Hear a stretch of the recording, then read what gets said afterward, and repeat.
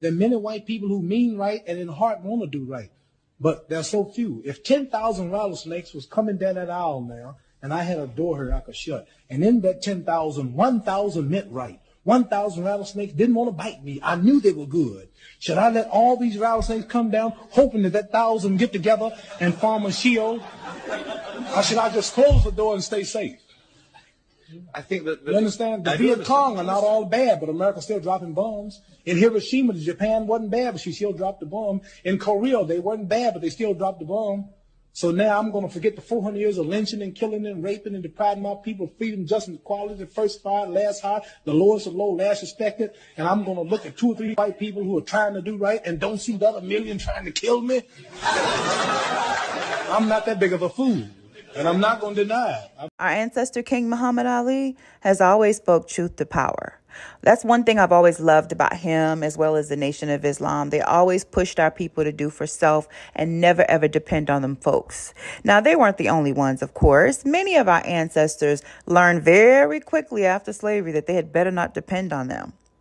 With that being said, I recently came across this story about the Trump administration currently considering banning sugary drinks and junk food from the SNAP benefits program, otherwise known as food stamps. Now, Agriculture Secretary Brooke Rollins has argued that the program has grown significantly under the Biden administration and that taxpayer dollars should be used to promote healthier food choices rather than funding unhealthy diets.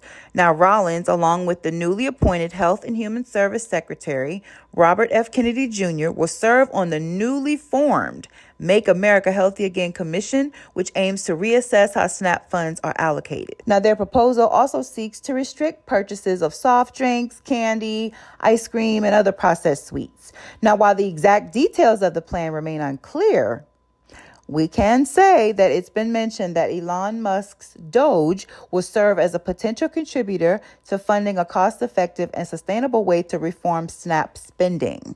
Now, of course, there are critics of this, and they say it's all about control and regulating what's purchased with food stamps, and that's not necessary.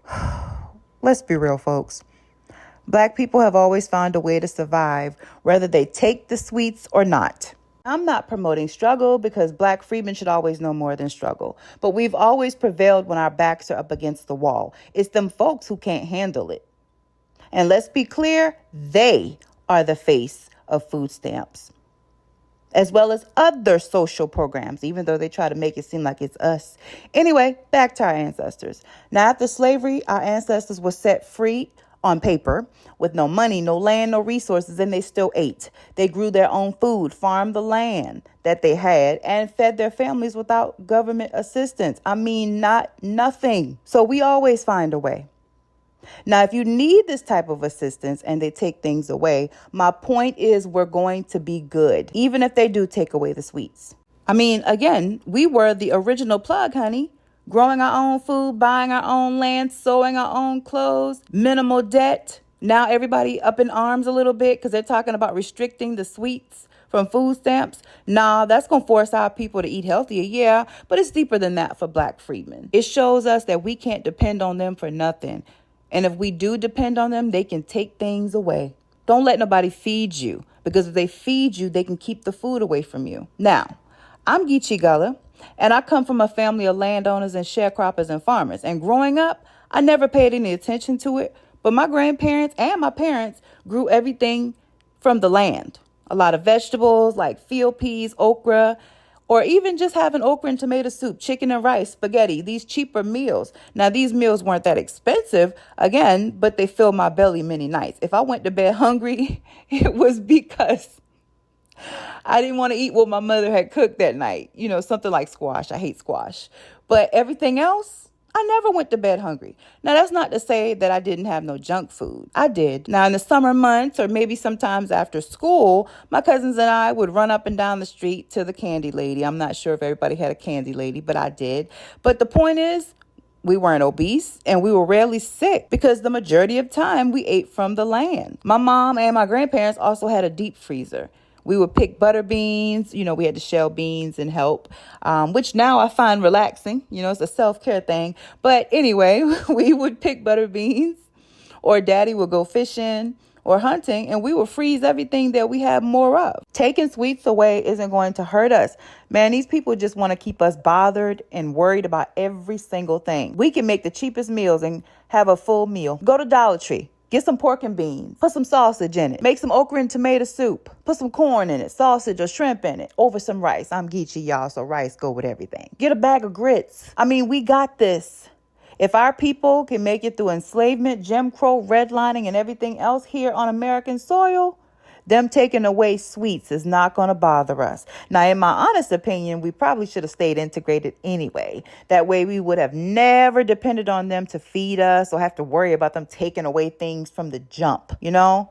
Now, speaking of making a way out of no way, check out how our ancestors actually had them folks bothered by just us selling watermelon, minding our business. Some Black people are so sensitive when it comes to watermelon. And here is why, and why you should consider getting rid of that badge of shame many of us have carried associated with it. Oh, honey, it goes deep. When enslaved, Black Americans were forced to farm watermelons, but once they became free, they used their talents to create wealth for themselves. And Black Americans harvested, ate, and sold watermelon, becoming vendors, and in doing so, made the fruit a symbol of freedom.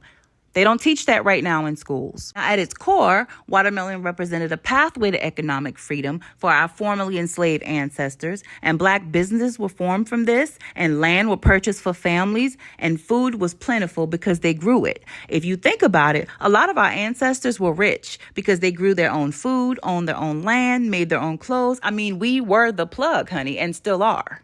Of course, these growing businesses were seen as a threat to jealous folks during the Jim Crow era who resented this Black self-sufficiency. Now, in retaliation, they responded by shaming our Black American ancestors by turning the fruit into a symbol of poverty, changing the narrative around watermelon to mean unclean, lazy, and childlike. All out of jealousy. Now, to shame prosperous Black watermelon merchants, popular ads and jokes were placed on postcards of Blacks stealing and fighting and sitting around eating watermelon. Unfortunately, this negative shame would stick for generations to come. And I also want to note, this was actually started by Thomas Edison. Look up this inventor that they emphasize in our schools. Now, to this day, many are still sensitive about or wear a badge of shame or worry or believe in the negative stereotypes associated with us and watermelon, not knowing the real truth behind or even why the negative narrative even came about. They hate Black success and self-sufficiency, and we're supposed to be dependent on them all the time. Nothing to be ashamed of. I don't know of any other race who always managed to pick themselves up by the bootstraps, even without a boot or the boot being taken. Our experience as Black American freedmen or foundational Black Americans, our experience is like no other, and this is why I focus on us. For more unsung history like this and more awareness of Black history left out of many Black history books, visit www.morethreads.co or follow us on social media at morethreads.